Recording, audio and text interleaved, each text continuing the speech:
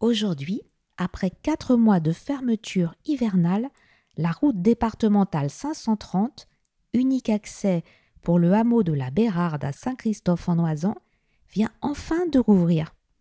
C'est par cette route de légende, empruntée chaque été par des alpinistes du monde entier, que nous allons enfin pouvoir rendre visite à Jean-Marc Rochette, l'auteur de BD cultes comme Le Transperce-Neige, Gel froide, Le Loup, La dernière reine. Longtemps connu d'un cercle d'initiés dans le milieu de la bande dessinée underground, ce fou de grimpe et de montagne aux traits acérés est passé de l'ombre à la lumière à l'âge de 58 ans, quand le Coréen Bong Joon-ho, réalisateur de Parasite, a transporté à l'écran Le Transperce-Neige, 30 ans après sa parution.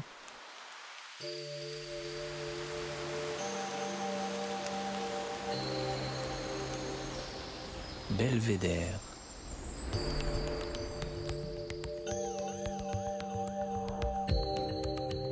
Le podcast du département de l'Isère.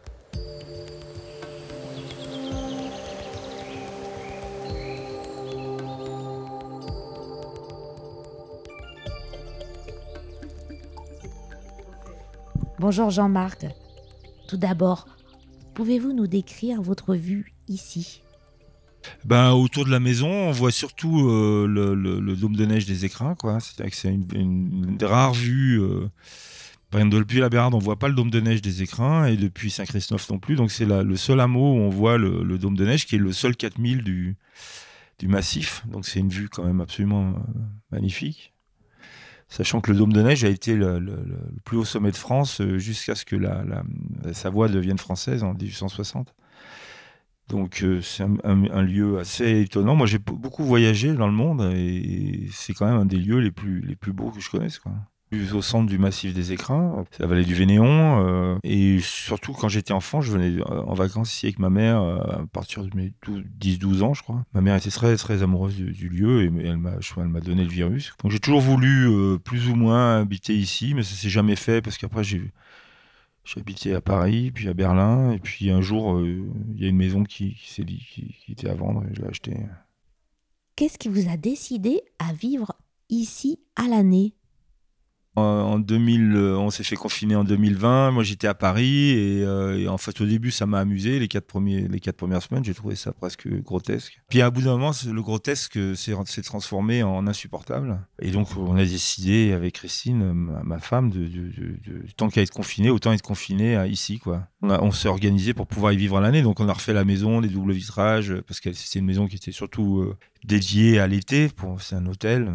L'hiver 2020-2021, on s'est laissé enfermer là-haut. Et ça a été une aventure quand même, quoi. C'est un endroit qui est coupé par des avalanches en hiver, à partir souvent de décembre, après les premières neiges. Et donc, comme on vit là-haut, il faut faire des stocks de nourriture. C'est-à-dire, et puis après, moi, on a un poulailler aussi pour avoir des œufs frais. Moi, j'ai fait un jardin qui est relativement conséquent, donc on est relativement autonome. C'est-à-dire que il faut aimer les pommes de terre, il faut aimer le chou et il faut aimer les œufs. Mais donc, je pense que c'est une vie que j'aime beaucoup, quoi. C'est une vie qui remet les pieds sur terre. Parlez-nous de vos voisins à poils et à plumes. Oui, alors les animaux, évidemment, les chamois, beaucoup, les chamois, ils tournent autour, hein. Les loups aussi, les renards, enfin tout. Rapidement, les animaux nous observent et rapidement, ils se disent qu'on n'est pas dangereux et donc ils se montrent, hein. Alors, les loups, on les a jamais vus, on a vu que des traces, des pieds, des marquages urinaires et puis aussi des attaques aussi, des attaques, on voit du sang, enfin, vous savez pas, ils se nourrissent de chamois, donc...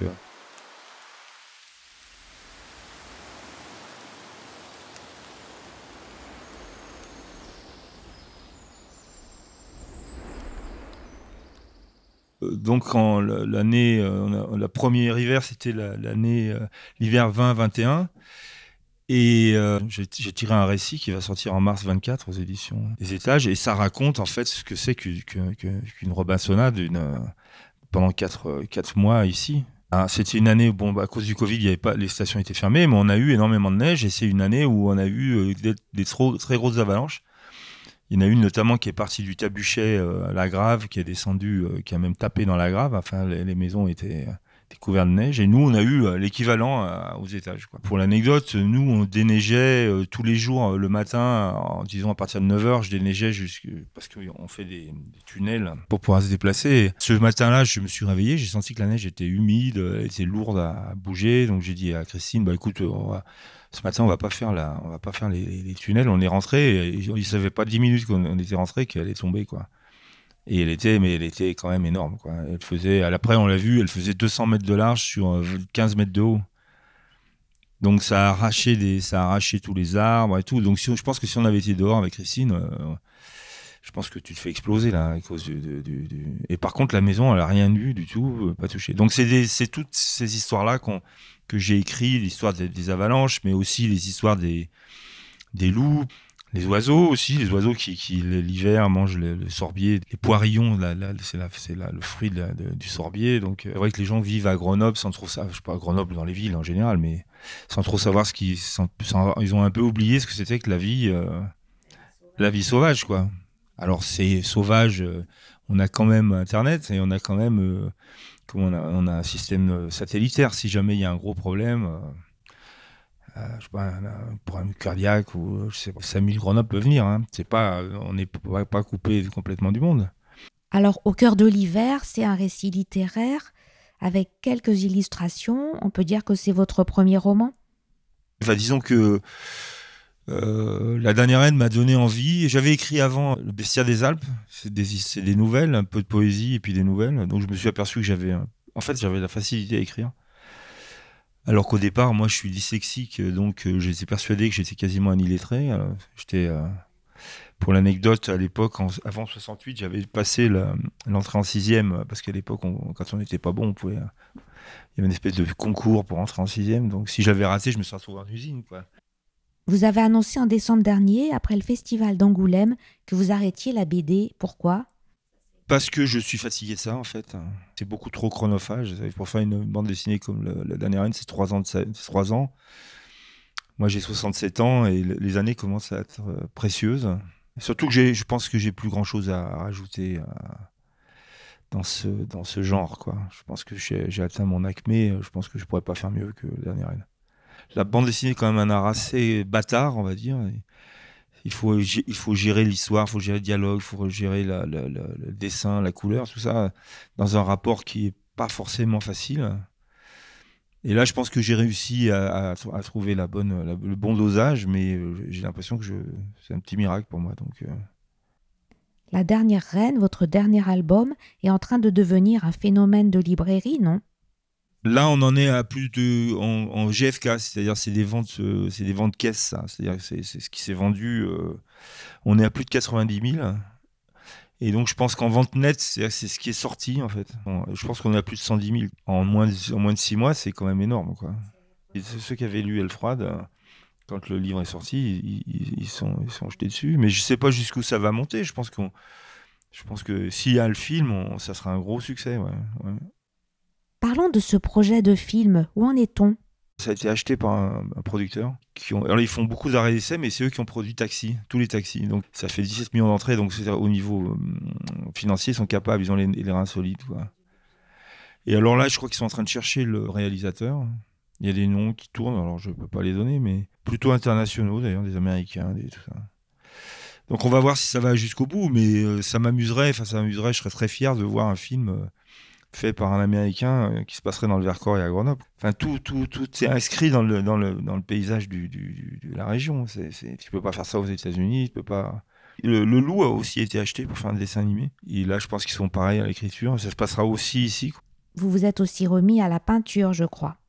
Disons, c'est ce que je voulais faire au départ. Moi, je voulais être peintre. J'étais tout le temps fourré à l'ancien musée de Place de Verdun, là-bas. C'était dans les débuts des années 70. Et la peinture, disons, était quand même... peinture qui m'intéressait n'était pas tellement à la mode. Donc j'ai vite vu que c'était une voie difficile. Hein. Et donc c'est pour ça que j'ai fait de la bande dessinée. Mais j'ai toujours l'idée de revenir à ça, quoi. Ouais, il s'avère que, disons, pour les années qui me restent à vivre, je vais me consacrer à l'écriture et à la peinture. Voilà. Et que peignez-vous, si vous pouvez nous en parler ? La peinture que je fais, c'est une peinture qu'on peut inscrire dans une forme de tradition du paysage. Paysage de montagne entre autres, mais du paysage en général. Alors c'est, disons, d'une manière à moi, c'est pas une peinture réaliste, c'est une peinture abstraite. Je peux définir ça comme du paysage abstrait, quoi. Mais c'est vrai que je m'inscris aussi dans la tradition dauphinoise avec Guétal, Achard, surtout eux deux d'ailleurs. Je trouve c'est un peu dommage d'ailleurs qu'une école dauphinoise qui avait cette qualité ait disparu. Donc je pense qu'on a enterré la peinture un peu trop vite. C'est le moment d'y croire à nouveau. Je pense que ça donne du sens un peu à l'image.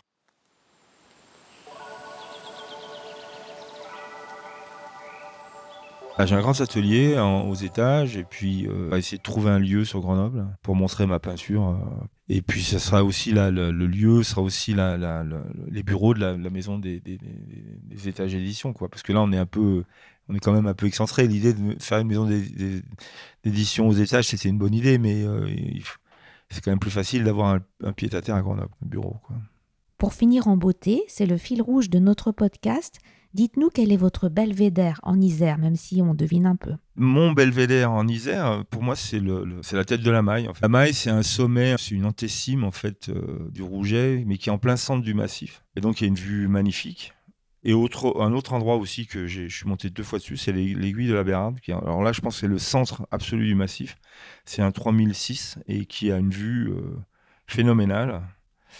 Et donc, j'y remonterai jamais parce que c'est trop haut pour moi maintenant, je pense. Et donc, j'ai ce panorama en souvenir dans la tête, quoi.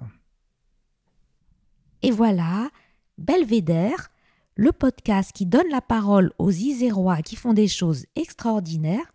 C'est fini pour aujourd'hui. Cet épisode a été réalisé par Véronique Granger avec Annick Berlioz pour la prise de son, Émilie Vadel du studio Scadi & Co pour le mixage. La musique est signée Denis Morin de Vague Imaginaire. Belvédère, souvenez-vous, c'est un vendredi sur 2.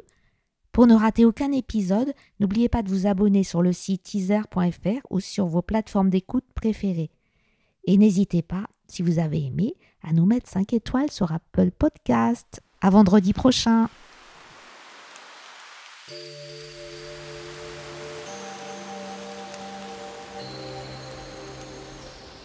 Belvédère.